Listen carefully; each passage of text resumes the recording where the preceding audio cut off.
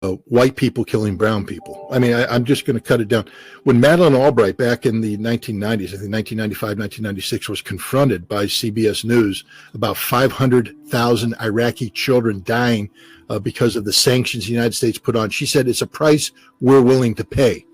Now, just imagine that, an American Secretary of State saying it's a price we're willing to pay, about 500,000 children dying directly because of our policies.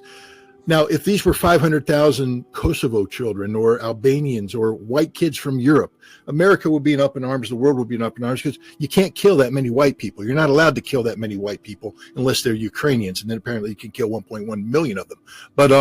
But those are soldiers, not civilians. The idea of going in and bombing white civilians and killing them in this numbers is unacceptable. We do it to brown people all the time. We don't view brown people as being human beings. It's just God's honest truth. Here in America, we don't. We don't equate black lives to be the equivalent of white lives. We're used to having black, the numbers of black health figures skewed out. And we say, well, that's just their problem.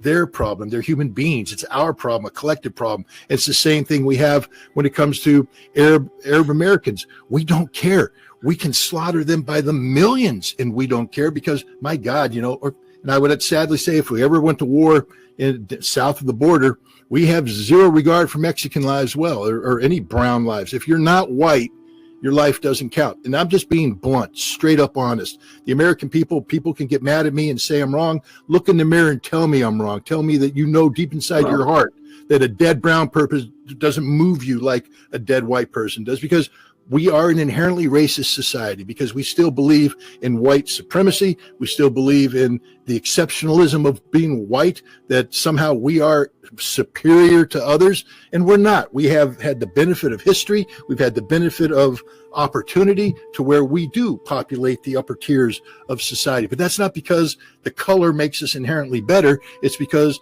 the color has been attached to policies that have put the other people down, allowing us to rise to the top. And it translates into foreign policy. We would not allow Americans to bomb white people the way we're bombing Yemenis. And we wouldn't allow Americans to talk about putting nuclear weapons on nations populated by white people the way we're talking about the potential of nuclear. And I have to tell you, the whole Iraq experience exposed the racism of the United States. We just allowed that nation to be eviscerated, gutted, slaughtered, murdered, and nobody blinked an eye. The numbers just didn't cause any concern on the part of America. 500,000 Iraqi children. That's a price we're willing to pay. And if any American is okay with that or doesn't condemn it, we now know what the problem is.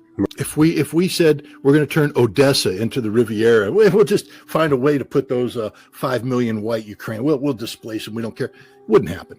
Wouldn't happen. We don't treat white people the way we treat brown people.